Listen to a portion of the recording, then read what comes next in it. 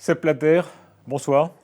Bonsoir. Vous êtes victorieux malgré l'action très spectaculaire des Américains 2 jours avant le Congrès, malgré l'attaque de Platini. C'est un soulagement? Oui, c'est un grand soulagement parce que c'était quand même une pression. C'était une double pression et on ne m'enlèvera pas l'idée que c'est une simple coïncidence, cette attaque américaine 2 jours avant les élections à la FIFA et ensuite la réaction de l'UEFA ou de M. Platini. Alors, on ne m'enlève pas. Je n'ai pas la certitude, mais enfin, ça sent pas bien. Parce que, et puis ça me touchait, et puis ça touche la FIFA. Et puis en même temps, on a essayé non seulement de me dénigrer, mais justement de dire « pars maintenant, pars ». C'est le moment de partir, alors qu'on est à 2 jours du Congrès. On dit on va boycotter le Congrès, on va renvoyer le Congrès. Mais on est où là, dans la sportivité? Pourquoi les Américains ont fait ça à ce moment? Bon, écoutez, il y a des comment dirais-je, des signes qui ne trompent pas. Les Américains étaient candidats à la Coupe du Monde de 2022. Ils ont perdu. Les Anglais étaient candidats à la Coupe du Monde de 2018. Ils ont perdu. Alors c'est justement avec les médias anglais et le mouvement américain qui est venu maintenant et s'implanter à la FIFA. Écoutez, avec tout le respect du système judiciaire américain, avec la nouvelle ministre de Justice qui est là, les Américains, s'ils ont des délits d'argent ou même des délits de droit commun, donc, qui concernent des citoyens américains en Amérique du Nord et en Amérique du Sud, eh bien, qu'ils les arrêtent là, et non pas qu'ils les arrêtent à Zurich, au moment où on a un congrès à Zurich. Ça veut dire qu'à alors vos là, yeux... il y a quelque chose qui, moi, comme valaisan, on piffe de temps en temps comme ça, il y a quelque chose qui ne va pas. Ça veut dire que les Américains, selon vous, avaient une volonté de vous tuer politiquement? Je ne dirais pas la volonté de me tuer, moi, mais la volonté de déranger un peu le Congrès. Et aussi, il faut pas oublier que les États-Unis sont le sponsor numéro 1 du royaume hachémite. Donc, de votre adversaire. De mon adversaire. Donc, ça a pu jouer, selon vous? Non, je ne pense pas, finalement pas. Mais quand même, je dois dire que c'est un mauvais moment à passer. Et les dernières 48 heures que j'ai vécues, eh ben, sur la sportivité de certaines personnes, et je dois le dire, de M. Platini, eh ben, c'est lamentable. C'est lamentable parce que c'est des choses qu'on ne fait pas. M. Platini, c'était quoi contre vous, ces raisons? Eh bien, au bout d'un moment, il ne voulait pas que je sois le président. Et puis, alors, c'était une escalation qui venait des Allemands partout. On disait, mais Blatter loin, Blatter loin. Alors, on a cette affaire de corruption. Mais cette affaire de corruption, c'est entre l'Amérique du Nord et l'Amérique du Sud. Et puis alors, on l'amène à Zurich et puis on dit, c'est la FIFA. Non. Madame Lynch, la ministre de la Justice américaine, a été très dure contre la FIFA en général en parlant d'un système de corruption généralisé. Vous me disiez, ça vous a choqué? Mais bien sûr, ça me choque. Moi, je ne sais pas, je n'oserais jamais, moi, comme président de la FIFA, de faire des déclarations sur une autre organisation sans avoir la certitude de ce qui se passe. Parce que si on dit que la FIFA est corrompue, etc., on aurait pu demander une fois la FIFA, qu'est-ce que vous êtes, qu'est-ce que vous faites, que fait la FIFA, Et alors, la FIFA, c'est maintenant 300 millions de personnes, 1,6 milliard d'adeptes au football. C'est une institution, c'est quand même pas une épicerie. Les Américains ont des arrière-pensées, ils ont des intérêts, mais ils amènent aussi un certain nombre d'accusations concrètes. Est-ce que vous reconnaissez une responsabilité? Bon, bien sûr, comme président de la FIFA, je suis responsable de la bonne marche des affaires de la FIFA, mais je ne peux pas être responsable moralement de l'attitude et de l'action des membres du comité exécutif.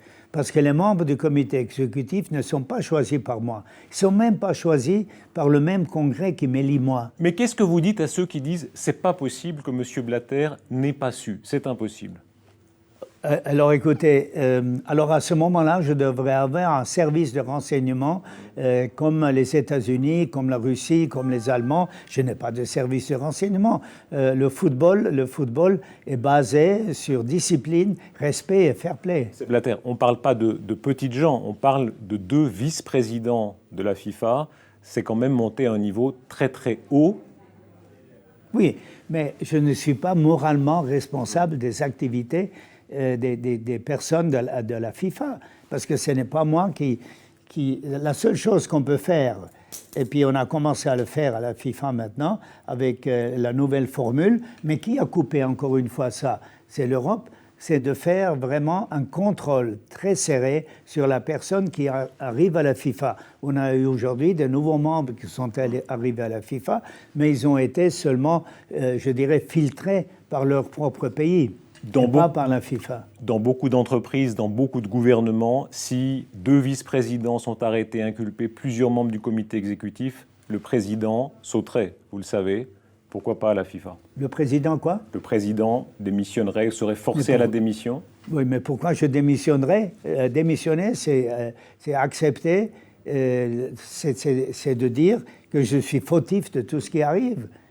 Moi, je lutte depuis 3 ans maintenant, ou 4 ans, surtout depuis 4 ans, depuis 2011, je lutte avec nos différentes commissions contre donc toute corruption, toutes choses qui sont interdites.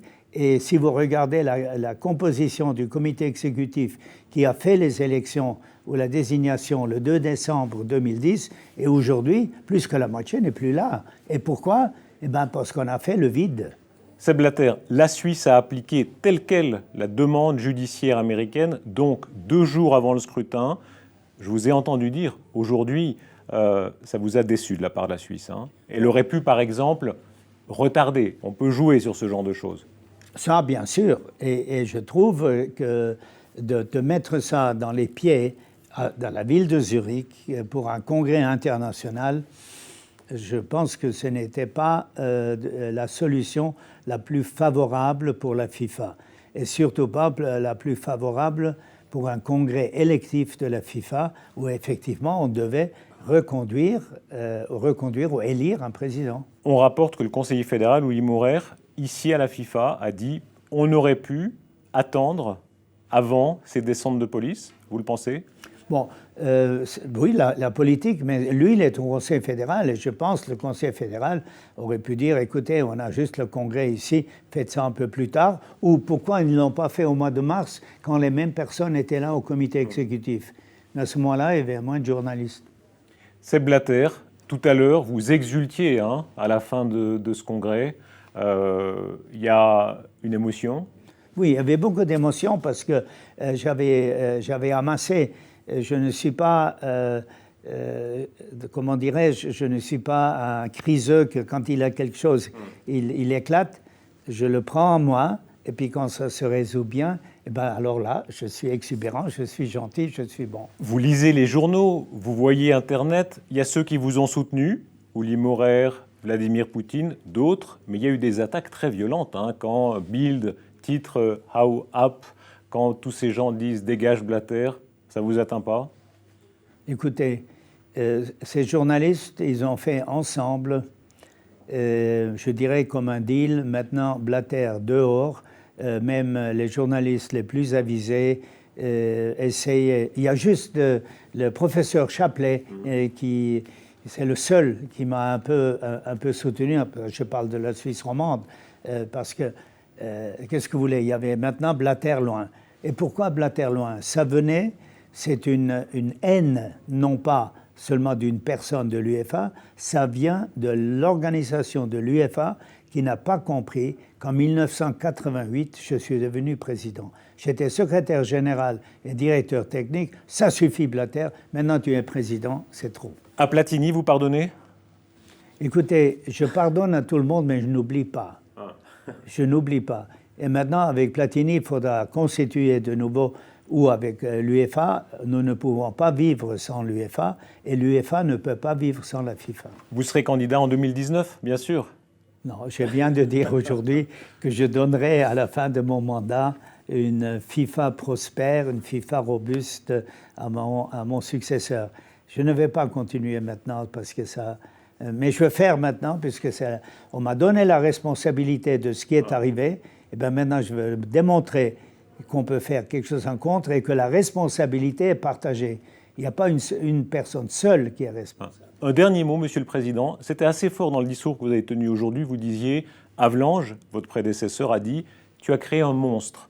Dans les deux sens du terme, réussite extraordinaire de la FIFA, mais en même temps, tellement d'argent, tellement de moyens que ça a suscité une zone grise. Et comment vous jugez ça ? Écoutez, on est trop de monde dans ce football, 1,6 milliard de personnes, et on ne peut pas contrôler ça. Donc, Havelange, quand il m'a dit « tu as créé un monstre », j'aurais pas eu le courage de le faire, il m'a dit.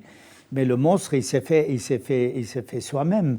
Et je dois dire, les garde-fous que nous avons sont peut-être valables pour notre organisation interne, mais si elles ne sont pas appliquées, si ces garde-fous ne sont pas appliqués dans les associations nationales ou dans les confédérations, par exemple, la confédération la plus importante au monde, l'UEFA, ils n'ont pas une commission d'éthique indépendante. Ils n'ont pas. Pourquoi ? Parce qu'ils disent, nous, on n'a pas besoin. Alors les autres confédérations devraient l'avoir, si l'UEFA ne l'a pas. Seb Blatter, merci. Merci à vous. C'était une belle journée. Merci.